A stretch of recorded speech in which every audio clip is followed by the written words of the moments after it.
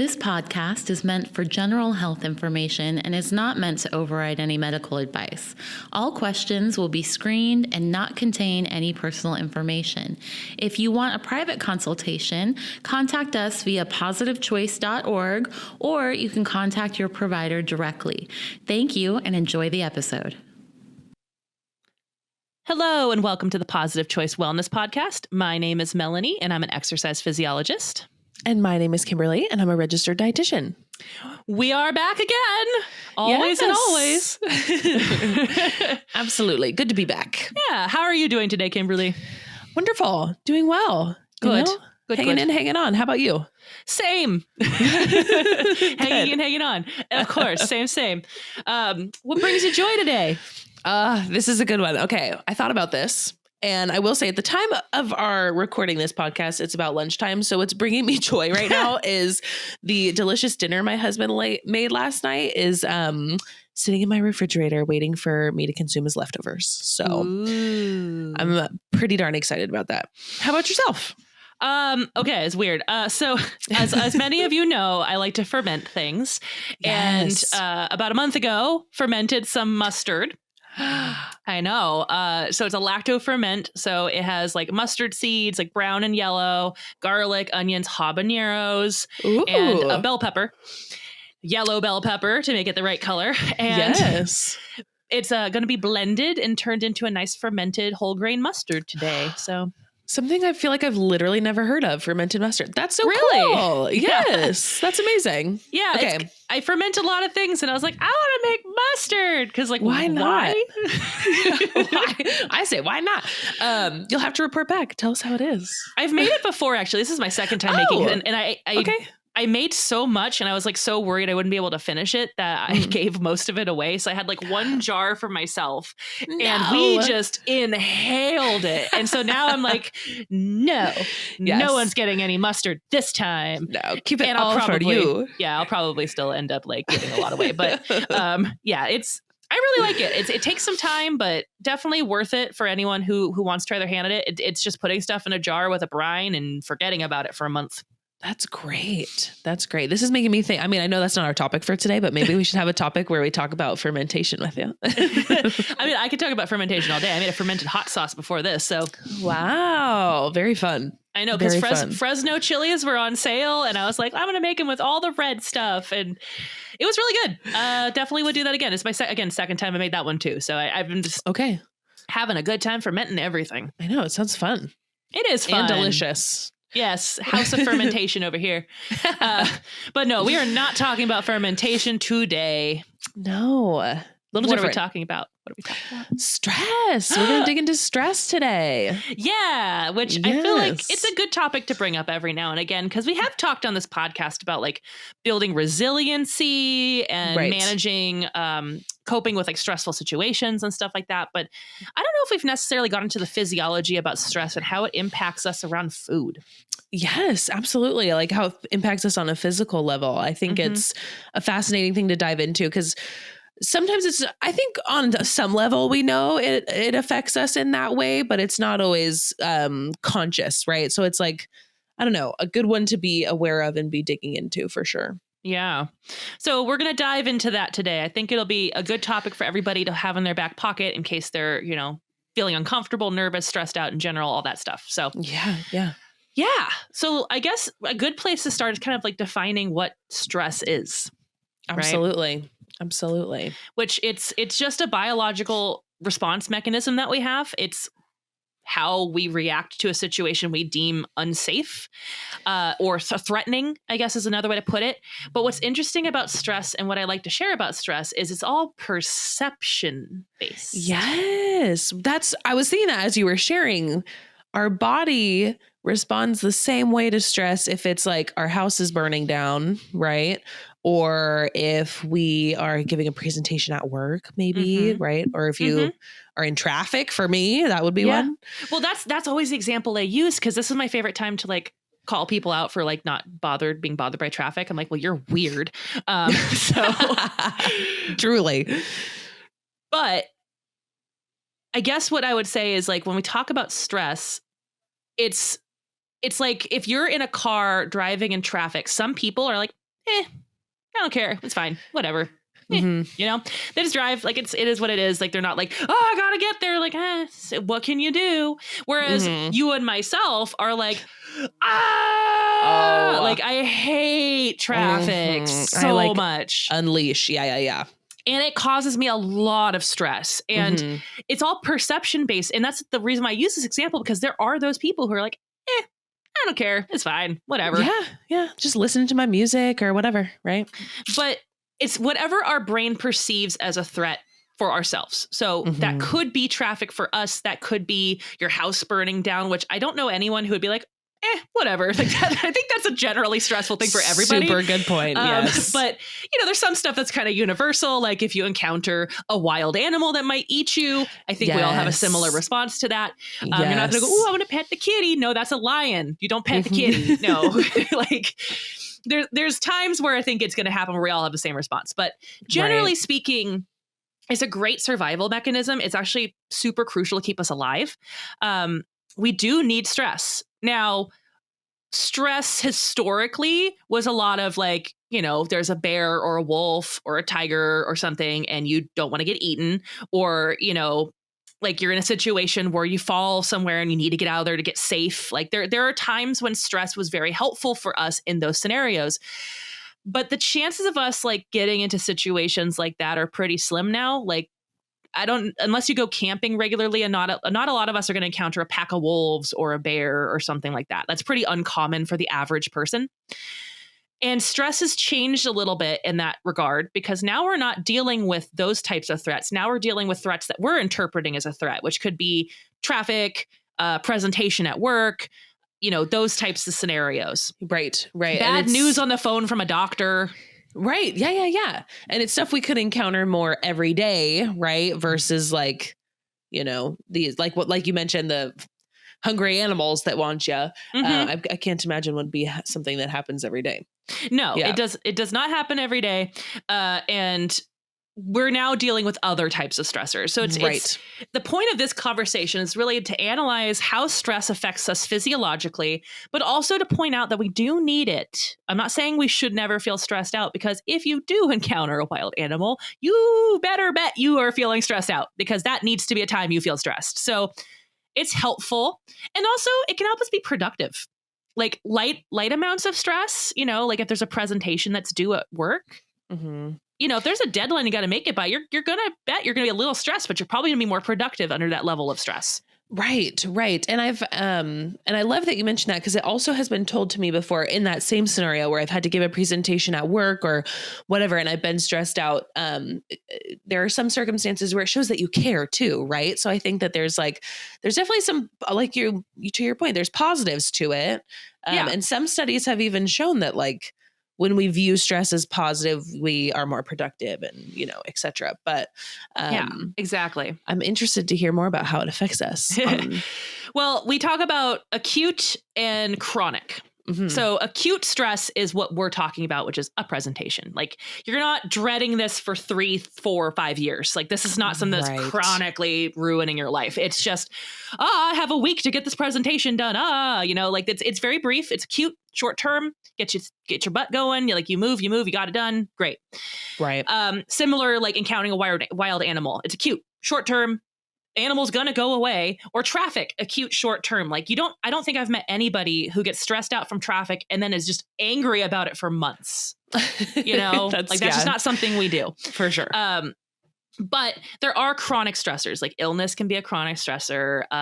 Family members having difficulties can be a chronic stressor. Like there's other forms of chronic stressors out there. For sure. And acute stress is not actually what we're going to talk about, because that's good. We want that. It's the chronic stress we want to talk about, and that's what's going to impact our body. But the baser understanding of it is the same. So when we talk about stress from a physiological perspective, it comes down to this fight, flight, or freeze response. And we add freeze in there because technically, like, that's the deer in the headlights of like, and you don't know what to do, and you're just kind of like staring and like, I'm panicking. I can't move. Felt that before. Yeah. Like people experience that. So we can't say fight or flight. Like internally, everything's the same. Externally, you're like, I can't move, which is, it's not great if there's a wild animal, but Yeah. But it is a normal response. I've seen it happen before in emergency situations as a lifeguard. You never know how you're going to handle emergency until you're in one, by the way. Little side note, but true. It's a survival mechanism of fight, flight, or freeze. And what ends up happening is you first have your brain register whatever is happening around you as a stressor, a threat. Something is happening, right? It's like, this is a threat. This is not great. And your body is going to react, right? So you start to release cortisol and adrenaline into your system. And adrenaline is the initial one we typically feel, which is the fight, flight, or freeze. Some people say it's kind of like shaky, anxious, jittery. That's usually how we're associating it. Like a little overwhelmed, like you're like full of static. Like it's just a lot of energy there. And adrenaline is, I call it the superhero hormone. I like that. Yeah, I call it the superhero hormone. It is very short-lived. It gives you enough of a burst to get yourself out of danger. So in the circuit, and I use this example because it's where you would normally experience it. In the circumstance of dealing with, let's say, a bear, right? You open your front door and there's a bear and you're like, So you have the reaction of slamming the front door and getting to safety, full of adrenaline, or punching the bear if you want to, fight. So like we could do either or, hopefully not freeze, but any of those situations, the adrenaline's there as a means of getting you the heck out of danger. So you will escape. And in this particular example for encountering a wild animal, you're like, I'm going to escape. You close the door, you run upstairs, you lock everything up. You're like, I'm safe. Right. And then eventually the adrenaline will dissipate. Cortisol's there. It's stimulating you to maybe want to rest and recover and calm down. And that's essentially what's happening. And then after that, it's over. That's the situation. It's pretty much straightforward. You got out of danger, you're safe, and it'll dissipate and you're back to normal, back to square one. Okay.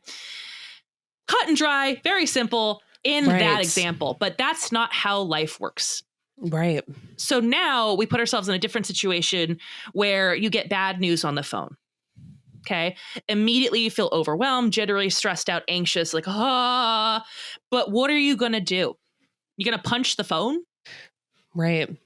Like can't run away from the phone. Right. There's nothing we can do. We can't sit there and fix this. This is just this overwhelming feeling of anxiety and stress that's occurring now. And there's nothing we can do in this fight or flight response to help to get ourselves into safety. And so we essentially stew in this adrenaline until it eventually dissipates. And then cortisol comes in and, rest and recover. Okay, time to recover from this overwhelming thing that just happened. But cortisol is important, right? So I'm not saying cortisol is bad in this situation. It's definitely effective in any other circumstance. It's just, we didn't have fight or flight. So when we don't have fight or flight, you're not doing anything to utilize that adrenaline, nor make it worthwhile to recover from the usage of that adrenaline. Okay. Like you didn't fight, you didn't run, you didn't do anything. So your body wants you to recover from something you didn't do. Right. Wow. And that can lead to our conversation later about eating. But that's generally physiologically what's happening is we're trying to protect ourselves. So what's happening on the internal level, it's going to increase your respiration. You might notice that you start hyperventilating when you're feeling really stressed out. Totally.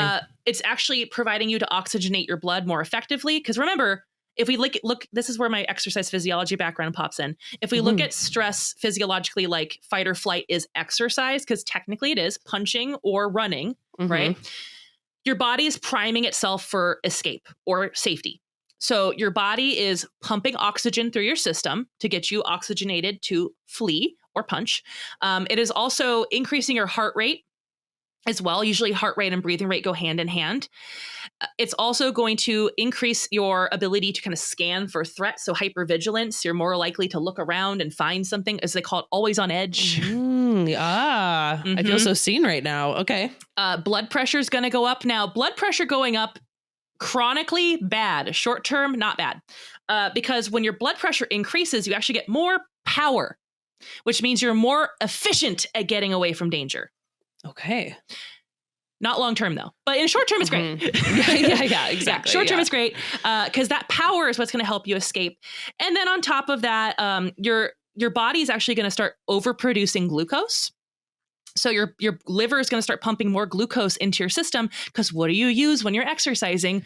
Glucose. Right. Which in this scenario, if you're escaping a bear, that's fantastic. Like, you have the energy there to get away. You're full of oxygen. You have the adrenaline. You have the blood pressure. Whew, you're out of there. You probably notice when you're stressed out, you can do things a lot stronger, a lot more. You've probably heard rumors of moms lifting minivans off their kids. Like, there's stuff that, like, there's actually stories of, like, it's not the 127 hours guy, but there's another guy who got his arm pinned under a boulder and he lifted the boulder off his arm. Wow. Okay. It doesn't prevent damage. It's not a superhero hormone. Really. You'll definitely feel everything you did after that. But in the moment of adrenaline, it subdues pain, so you can do things to be safe. Like, if you have to run over glass, you probably won't even know you ran over glass. Right. Absolutely. So yeah, your body's literally priming you to survive in some capacity. Exactly. But you can see in the long term how this may not be beneficial. If your body is constantly overproducing glucose, that can lead to situations where you have prediabetes, where now your blood sugar levels are chronically elevated because you're always pumping that in due to high levels of stress. So if you didn't know that, being really, really stressed out all the time does not benefit your bloodstream or your sugar levels. Yeah. And I would pair that with not managing it properly either, right? Like, if you don't have a positive coping mechanism in place. Typically, if you're letting it get out of hand, I'd be willing to bet you're eating some goodies to make yourself feel better. 100%. 100%. It's the easiest, quickest thing that we go to for immediate comfort, right? Or I don't know, peace almost, right? Like, we go to it for some kind of feeling good.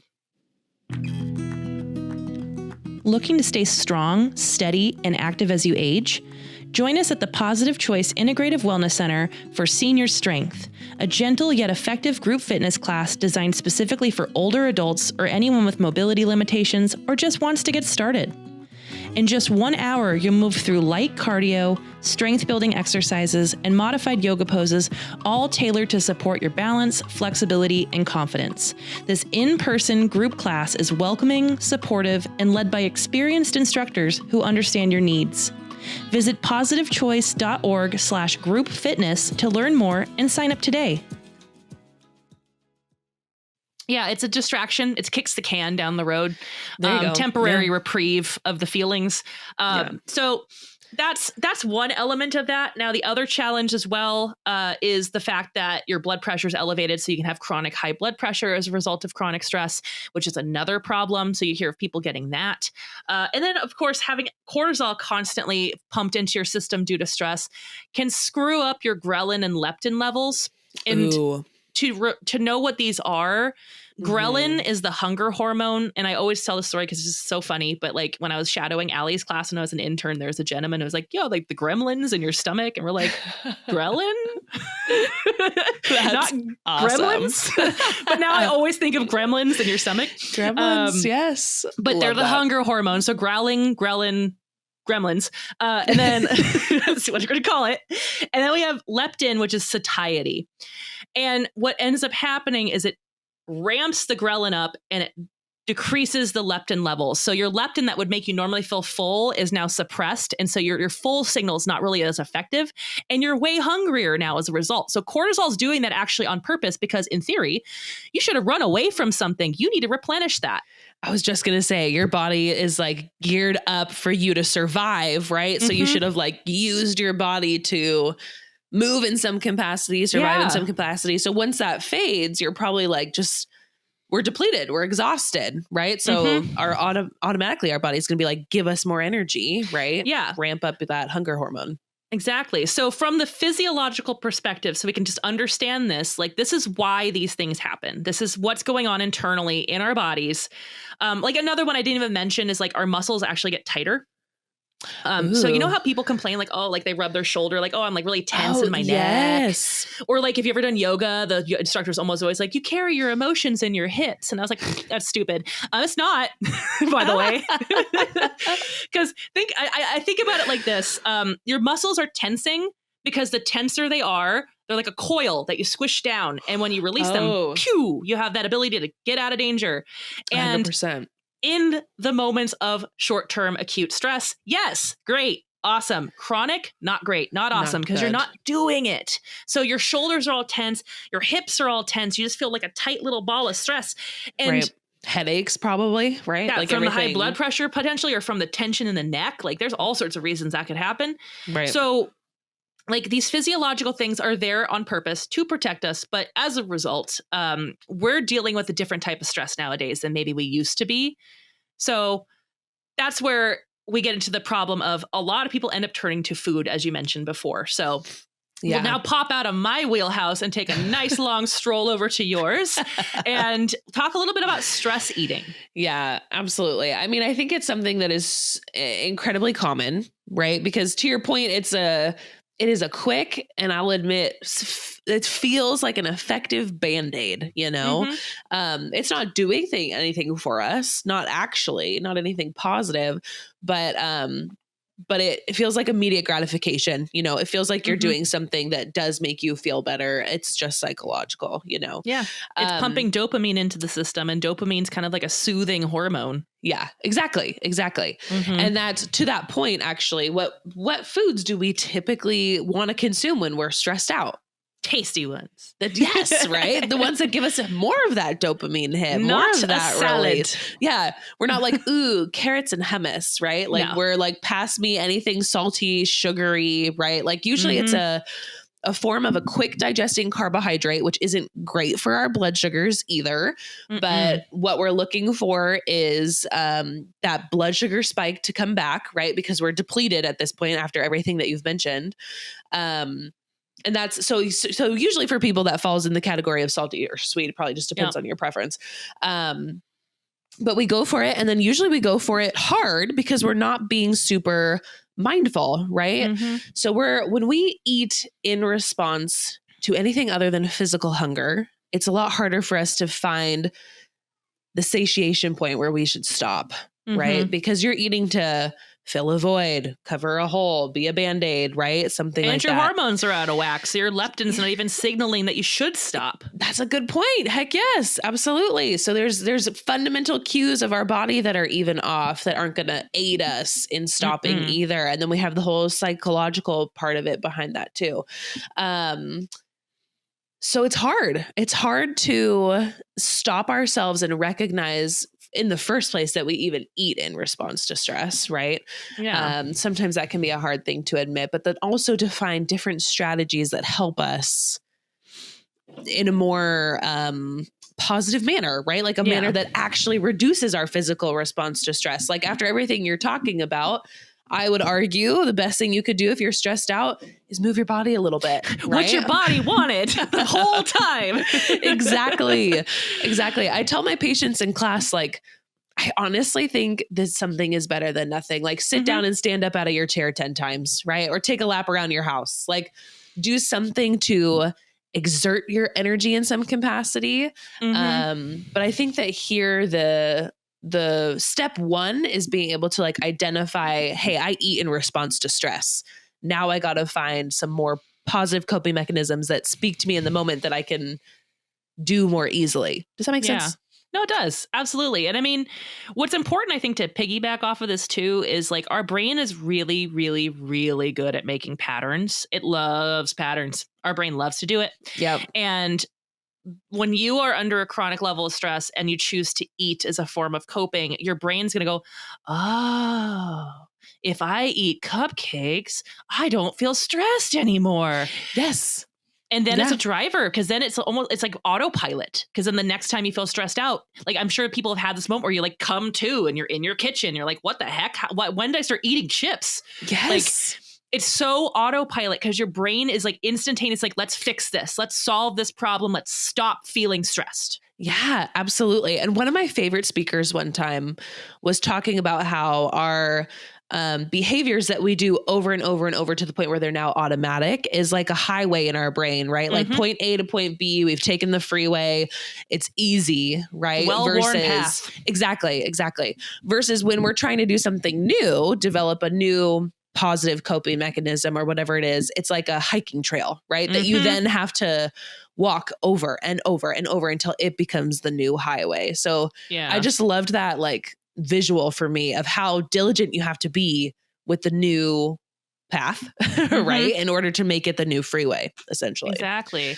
I like that though. I mean, it's the same thing. Like I always relate everything back to exercise because why not? But like motor neural innervation is something that people know otherwise, which is false, but muscle memory. But we all know muscle memory is, which is again, not real, but it's motor neural innervation. It's creating a neural pathway from your brain to the working muscle that you do over and over and over and over. And then eventually it's autopilot. Yeah. Because you've done it so much, this pathway is like that highway you mentioned. But originally it's like a grassy field. You got to figure yourself out over there. Yes. And that's why like new exercises feel weird because you're learning how to develop that neural pathway to do this routine or this exercise you're trying to do. So the same thing can be applied to stress and finding a different way to navigate it that is not food related.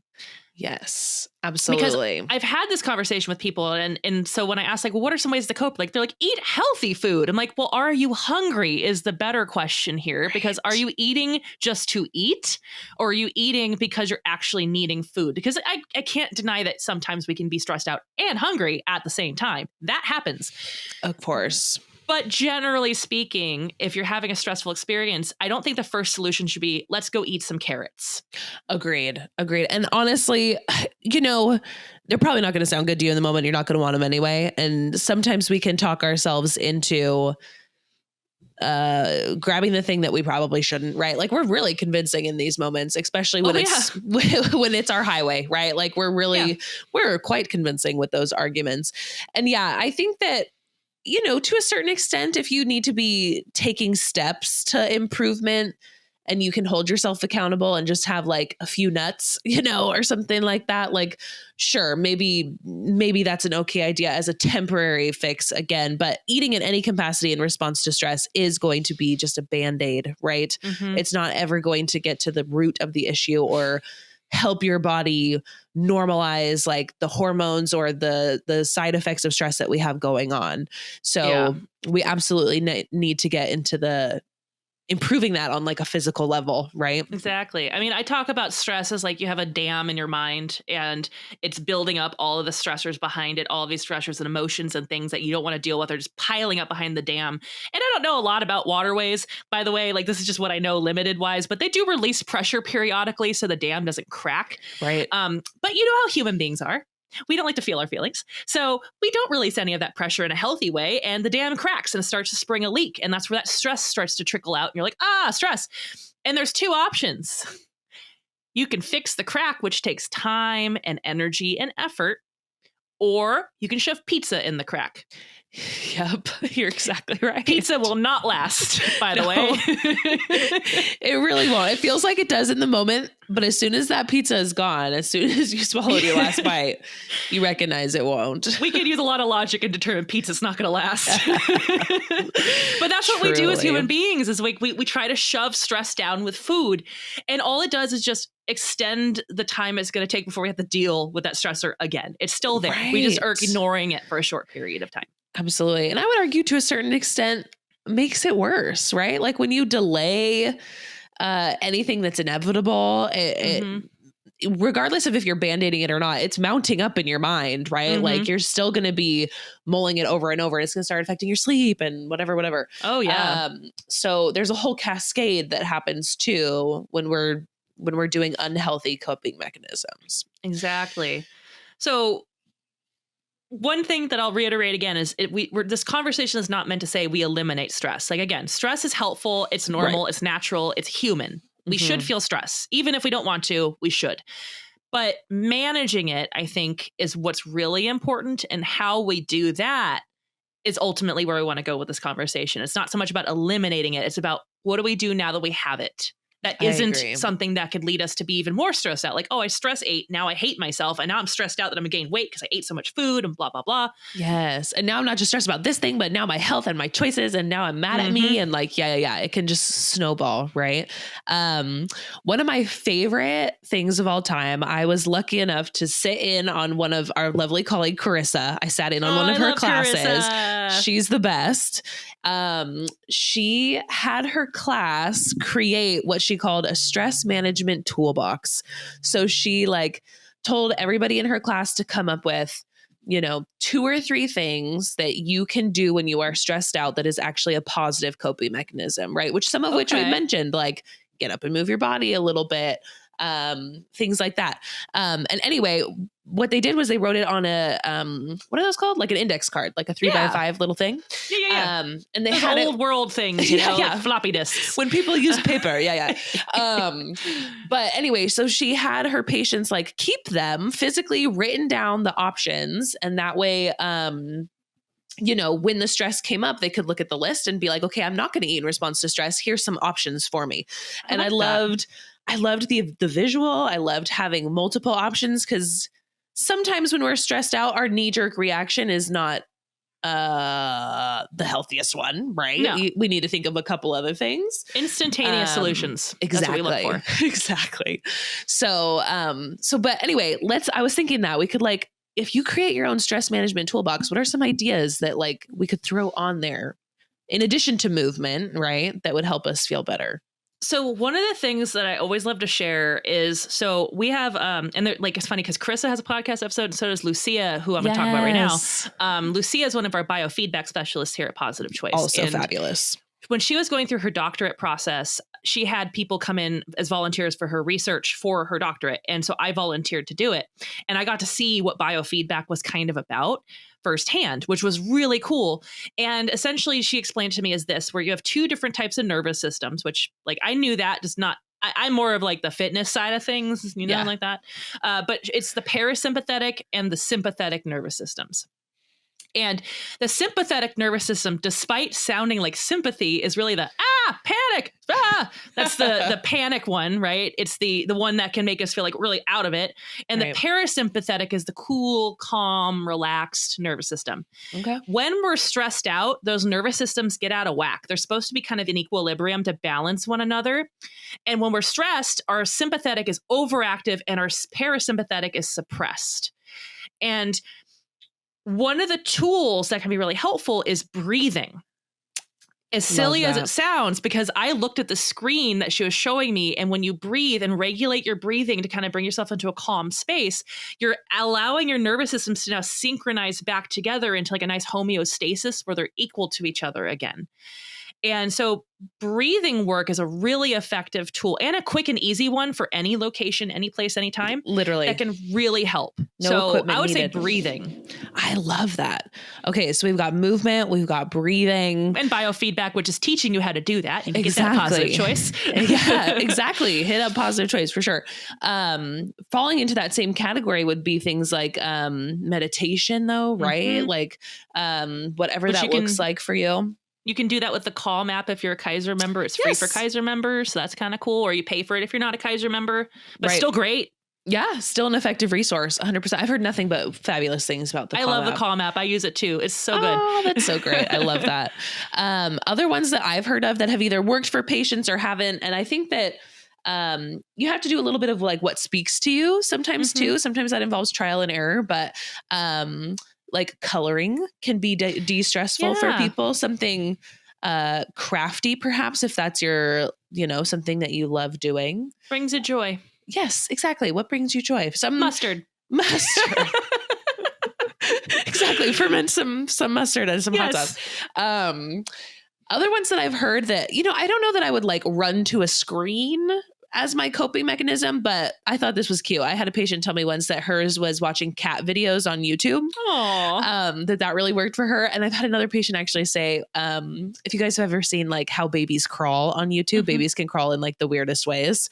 So it would like make her laugh and like help de-stress. Like laughter, joy, joy, right? Things that are simple, but like really, really effective and a lot more powerful for your body than that food Band-Aid. Exactly. And also like therapy, talking to someone, even if it's not therapy, just talking to someone, they call it getting it off your chest for a reason.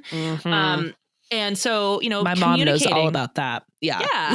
So we all still call our moms. If our moms are around, we all still call our moms. I still do. Like, Mom. I know. Like, I'm in my 30s. I'm like, Mom, help.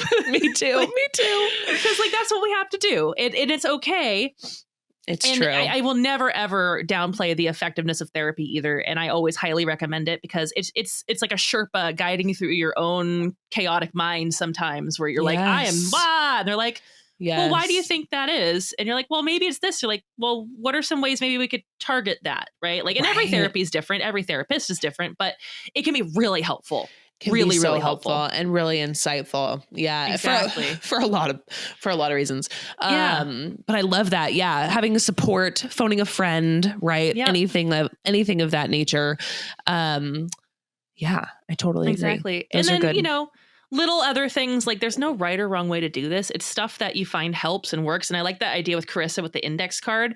But like I always say, like make a little list and put it in your back pocket for like when you feel stressed. What can you do in that moment that'll help you? Mm-hmm. And that's why I usually default to breathing, because it's you could do anywhere. But like if you don't have that ability, or maybe you're just doing stuff like, movement can be really helpful. That's what I call exercise, meditation, and motion, because it's a way to detach from your brain for a minute and just focus on what your body's doing. And it can be really effective just to calm us down and burn through some of those stress hormones that we're experiencing. I love that. I've also heard that exercise is effective if you can't exercise in the moment that you're stressed, but something is coming, perhaps like a presentation or a family gathering or something that's stressing you out. If you move like before or after, it can also be beneficial too, just kind of helping support your body. Absolutely. Yeah. But what I want us all as a takeaway from this is it's okay to be stressed. You should feel stressed. If stress is taking over your life, that's where we need to find ways to manage it where it's not detrimental to your health, because long-term, not great. But with that being said, unfortunately, it's about that time. Goes by so fast. It really does. It really does. But thank you, everybody who's listening. Make sure you like, share, and subscribe. You can listen to this on YouTube. You feel free to comment below. And, if you want to work with any of our folks that we have who manage stress or work with people like that, Carissa does work with people one-on-one for mindfulness coaching. She's so fabulous, you guys. So you can work with her directly to get some one-on-one experience with that, or a biofeedback specialist. But that's on positivechoice.org. But with that, until next time, everybody. Bye. Bye. Hey all, it's Melanie. Looking for a simple way to stay motivated, healthy, and connected this summer? Summer's the perfect time to invest in your well-being. Join us for the Summer Seminar Series of Positive Choice, a season of free, online weekly classes that will inspire you to eat well, move more, and stress less. Each week from June through August, our expert instructors will guide you through fresh, practical tips on nutrition, fitness, mindfulness, and more. These virtual classes are a fun, easy way to stay connected, learn new skills, and keep your healthy habits on track all summer long, all from the comfort of your home. All summer long, all free, all online, all for your health. See the lineup and register online at positivechoice.org/summer. That's positivechoice.org/summer. See you then.